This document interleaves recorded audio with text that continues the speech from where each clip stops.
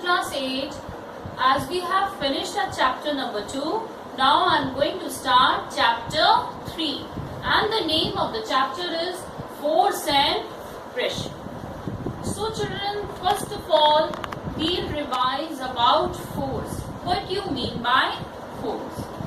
Children, you have already read that if a body does not change its position with respect to the surroundings, then the body is said to be at rest. And if the body changes its position with respect to its surrounding, then the body is said to be in motion. Now, whenever a force, and what is a force? In which form the force is applied? The force is applied in the form of push or pull. So, whenever a force is applied on a stationary body, so it causes the motion in the body. If the body is free to move. Suppose a ball is lying on the ground and you kick it. So what will happen? You are applying force to the ball. So it comes in motion. And suppose the ball was already rolling on the ground. It is already in motion. Now if you kick, so what will happen now? Now the speed of the ball can change. It can speed up or it can change the direction. So whenever the force is applied on a stationary body, it tends to move the body. And if it is applied on a moving body, already which is a moving body, then it tends to change the direction of the body. Or it changes the speed of the body. Either it speeds up the body or it slows down the body. Whenever a force is applied as a push or pull on a stationary body which is free to move, then it can change the speed of the body or the direction of the body, and it can bring the body in motion. For example, a brass roller is initially at rest and you apply force on it, so it will start its motion. When a fielder catches a ball, so what is the fielder doing? The fielder is stopping the ball by applying the force. Here in this example, the force is causing the moving body to come at rest. So this is also an effect of force. Force can produce a motion in a body, and force can also stop a moving body. Whenever you are moving a vehicle, a moving car slows down and stops. How you can do it? By applying brakes. So here the brakes are the force which is causing the body to stop. When you push a swinging girl, so what happens? The force causes the speed up motion of the swing. When a player applies force by his hockey stick on the ball, the direction of motion of the ball changes. So these all examples, what do they show? They show that if a force is applied on a body which is free to move, then the force can produce motion in the body, or force can change the speed of the body, or force can change the direction of motion of the body. Also, the force can stop the body. That means the force can also bring the body at rest. Now, if the force is applied as stretch or squeeze, when you are stretching or squeezing a body which is not free to move, then what will happen? Then the force can change the size and shape of the body. In the morning, you apply force to the toothpaste. So what are you doing? You are changing the shape of the body. When you are pressing a sponge ball, rubber ball, you are changing the size and shape of the ball. So now we can define force. The cause which changes the state of the body, either the state of rest or the state of motion, or changes the shape or size of the body. So there are 4 effects of force. First effect, force produces motion in the body. Second effect, force can stop the body. Third effect, force can change the shape and size of the body. And fourth effect, force can also change the direction of motion of the body.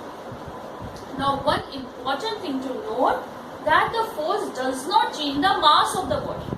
If you are applying the force on a body, the mass will not change. It will remain constant. We cannot see a force, but we can feel it. And a force is expressed by stating both its magnitude and direction. That means force is a vector quantity. Vector quantity is a physical quantity in which both direction and magnitude have to be specified.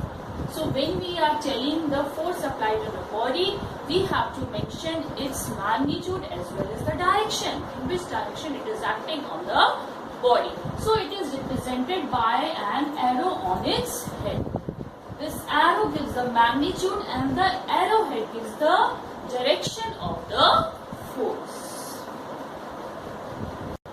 Now the SI unit of force is Newton, and it is named after a famous scientist Sir Isaac Newton, who made so many discoveries about force. Now how can you define 1 Newton? 1 Newton is defined as the force applied on a moving body of mass 1 kilogram in the direction of motion. This is very important point. The body should move in the direction of the force. Increases its speed by 1 meter in 1 second. So if a force is applied on a body and the body moves in the same direction as the direction of force, and the speed of the body increases 1 meter in 1 second, and the mass of the body is 1 kilogram, then the force is said to be 1 Newton. We have read that Earth attracts every body towards its center, and this force of attraction is called the weight of the body, or the force of gravity acting on the body. A body feels its weight due to the force of attraction of the earth. Now the force of gravity is different at different places. Children, this also you have studied, that there is a difference between mass and weight of the body. The mass is the quantity of matter contained in a body and it remains constant at every place. But weight is the force of gravity acting on the body. And as the force of gravity is different at different places, therefore the weight of the body varies. It is not at all constant. And also the unit of force of gravity is Newton and kgf. The gravitational unit of force is called kgf. So the force of gravity on a body of mass 1 kilogram is called as 1 kgf or 10 Newton. That means 1 Newton equals to 1 upon 10 kgf. That means 0.1 kgf.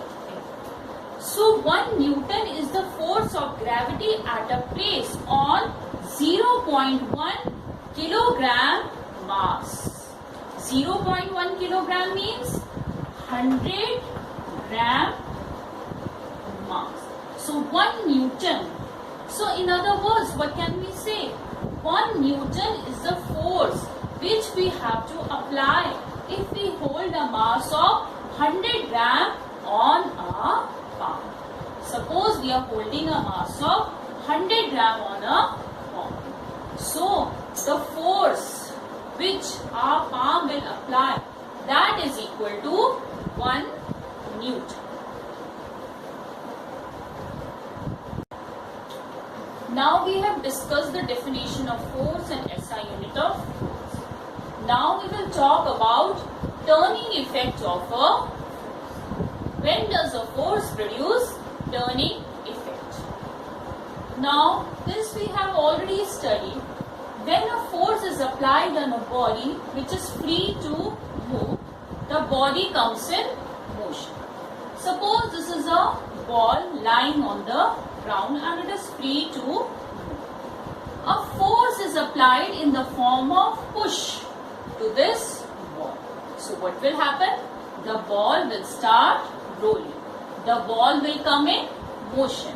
And in which direction?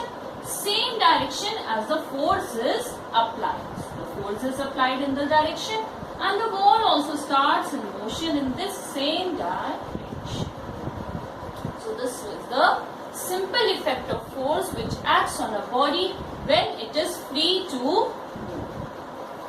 Now suppose a body is fixed at some point.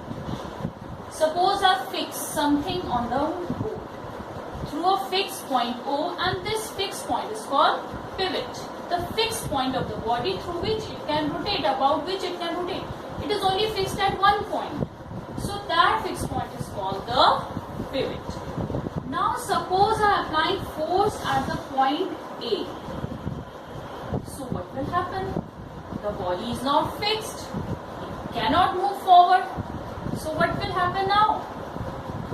Now the body will start rotating about this fixed point because it cannot move in the forward direction or backward direction. It is not free to move.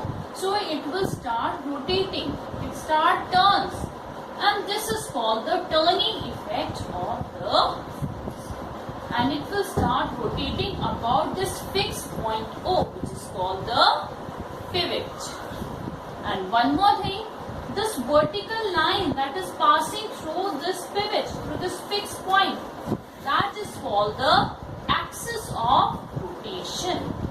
The line, the vertical line which is passing through the pivot point. The pivot point can be anywhere. It is not necessary. In this case it is at the center, but the pivot point can be anywhere. But the vertical line that is passing through the pivot point about the body, about which the body will rotate, that is called the axis of rotation. You have seen a wheel. How does it rotate?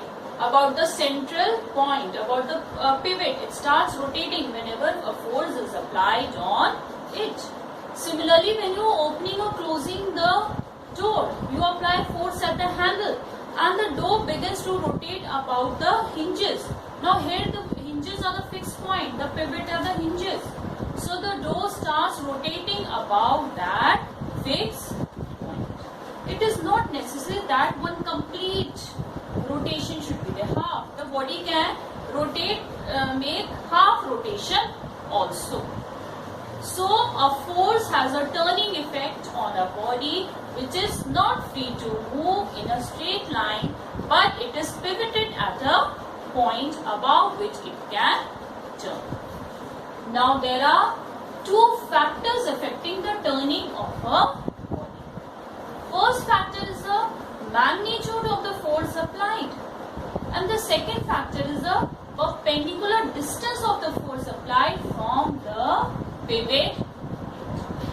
More the force you apply, more will be the turning effect on the body, and more the perpendicular distance between the force and the pivot point, again more will be the turning effect of the body. So if you want to turn the body with more speed, you have to apply more force, or you have to increase the perpendicular distance of the force from the pivot point. The turning effect depends on the product. In fact, the turning effect depends on the product of these two factors. Thus, by increasing one factor and decreasing the other as per your convenience, you can produce the required turning effect in the body. So, in our next video, we will discuss some examples in a daily life which depend on these two factors of the turning of a body. So, till then, children, you revise yourself the topics done.